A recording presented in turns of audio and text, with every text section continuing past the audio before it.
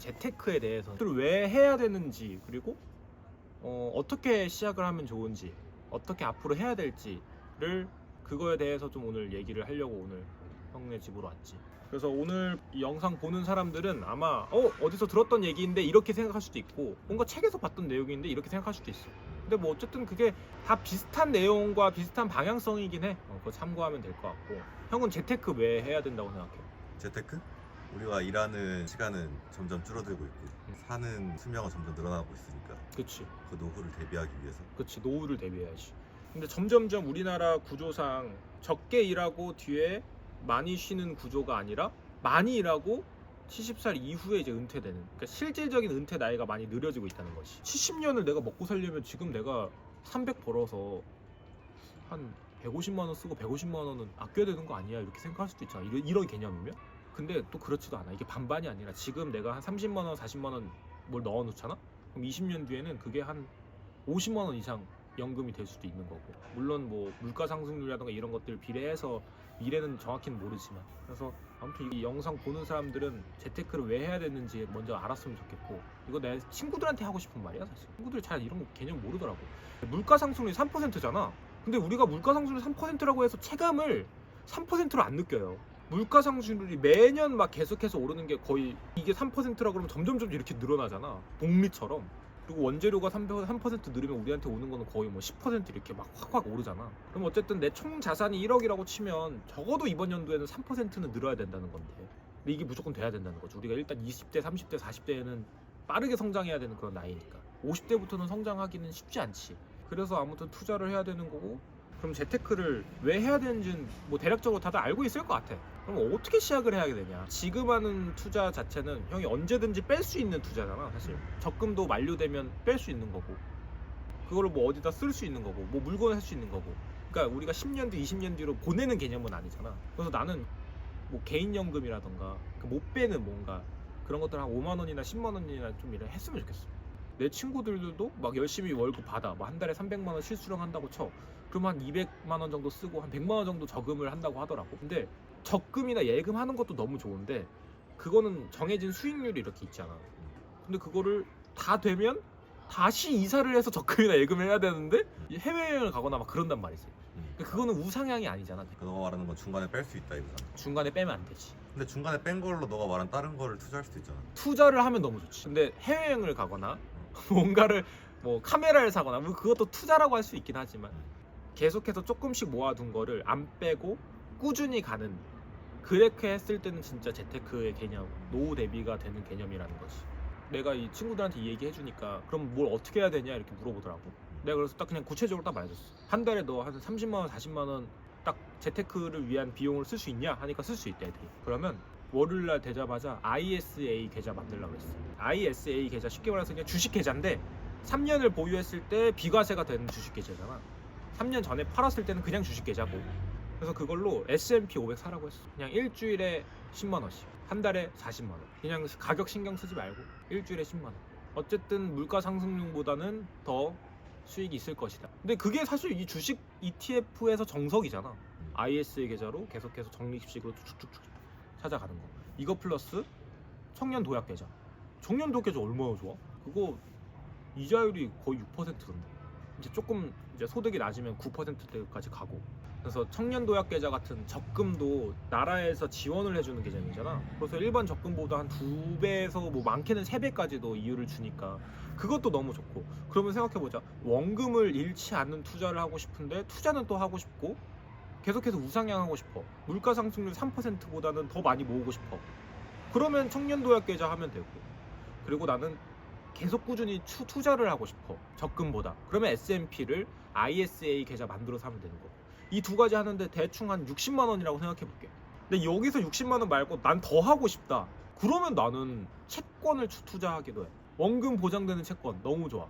아니면 미국 TLT, 금리에 따라서 높낮이가 있는데 앞으로 금리 떨어진다 안 떨어진다? 떨어지지. 떨어질 확률이 좀 높지 않을까? 파월 형이 떨어진다고. 그치, 파월 형이 떨어진다고 했지. 그러면 금리가 떨어지면 TLT, 미국 초장기 국채는 가격이 올라요. 배당도 주고.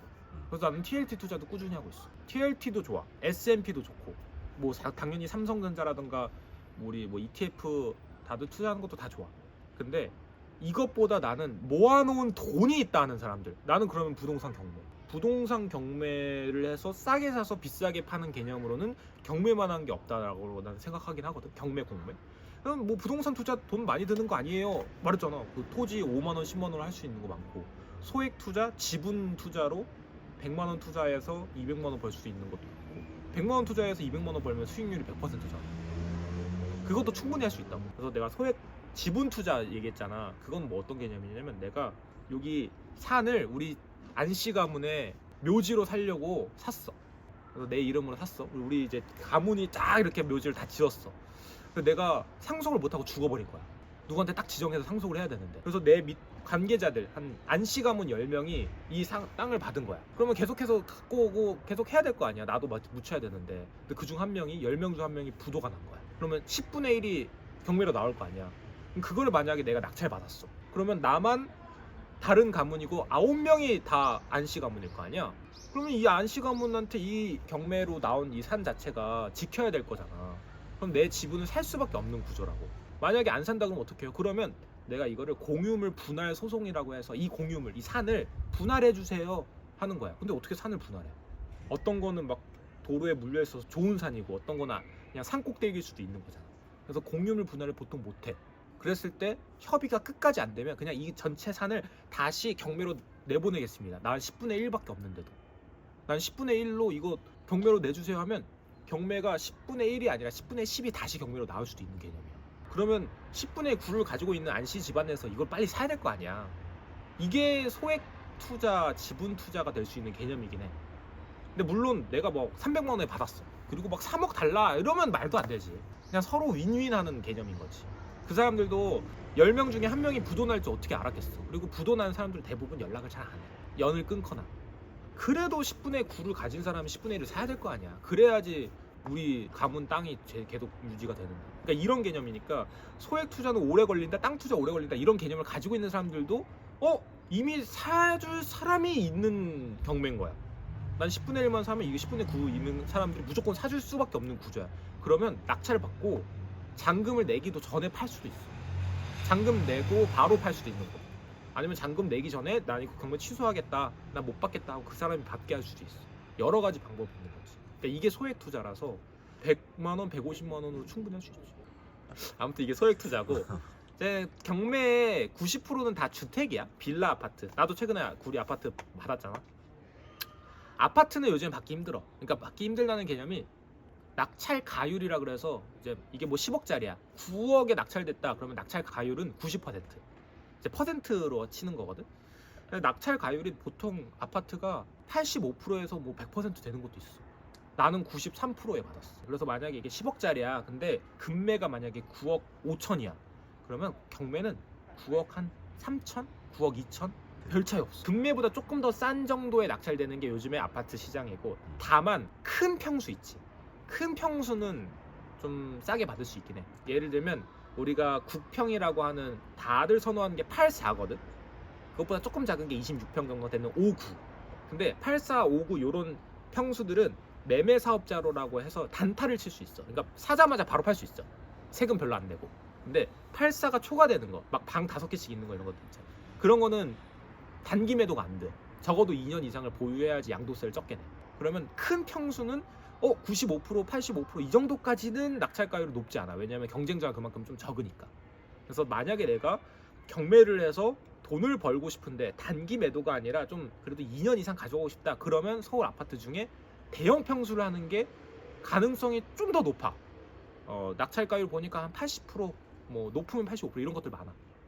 물론 감정가가 그 당시에 제대로 잡혔는지 그 뒤로 떨어졌을 수도 있는데, 이거는 퍼센트마다 다른 거니까 시세 조사를 확인해야겠지만, 아무튼 내가 받은 것도 대단지의 수도권에 역세권에 초품화, 그런 조건이 갖춰졌을 때는 엄청 싸게 받지는 못하지. 그래서 아무튼 아파트는 그런 상황이고, 이제 빌라는 좀 싸게 받고 싸게 팔 수도 있지.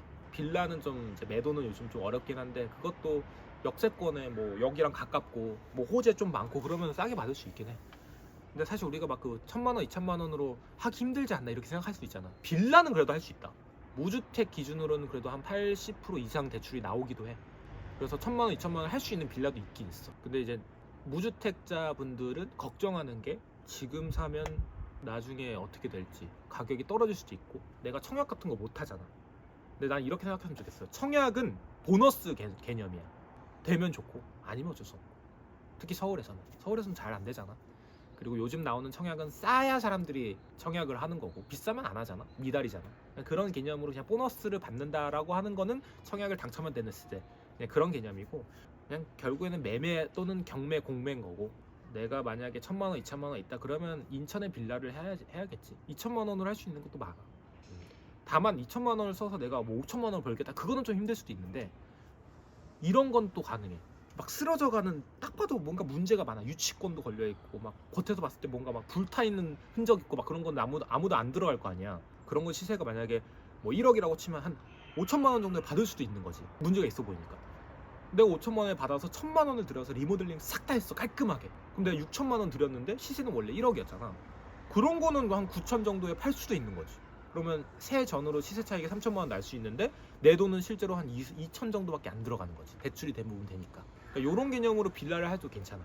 근데 돈이 많이 없다 그러면 빌라만 해야 되냐? 또 그것도 아니야.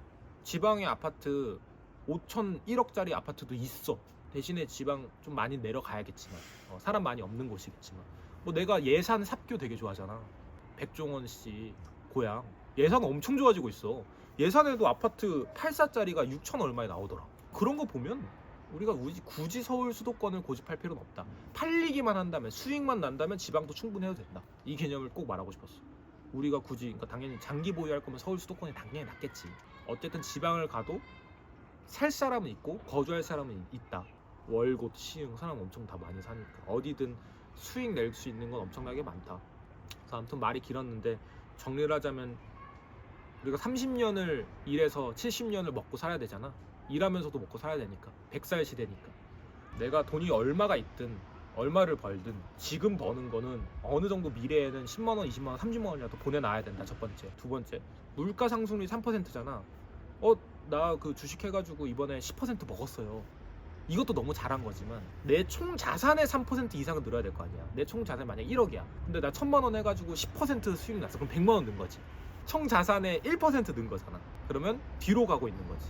세 번째는 그 주변에 그렇게 하는 사람 있으면 좀 가서 붙어서 비비고 알려달라고 하고, 내가 공부한 거 맞냐고 물어보고, 특히 구매하고 매도할 때 한 번씩 더 확인하고 같이 임장하고, 그럼 얼마나 좋아. 그리고 미쓰고 부동산 얘기해야지. 미쓰고 부동산, 이제 나는 지지 옥션, 스피드 옥션 여러 가지 많이 썼거든. 근데 미쓰고 부동산이 최근에 나온 이제 부동산 경매 물건을 볼 수 있는 사이트인데 엄청 좋아. 다른 점이 좀 많아. 그래서 이거에 대한 영상 좀 나중에 좀 따로 찍는 걸로. 이거 추천인에 SUHYUK 수혁 딱 치면 좀 더 줘. 3개월 원래 주는 거 6개월 받을 수도 있어. 난 돈 주고 해. 사촌 형도 돈 주고 막 한다고 막 물어보더라.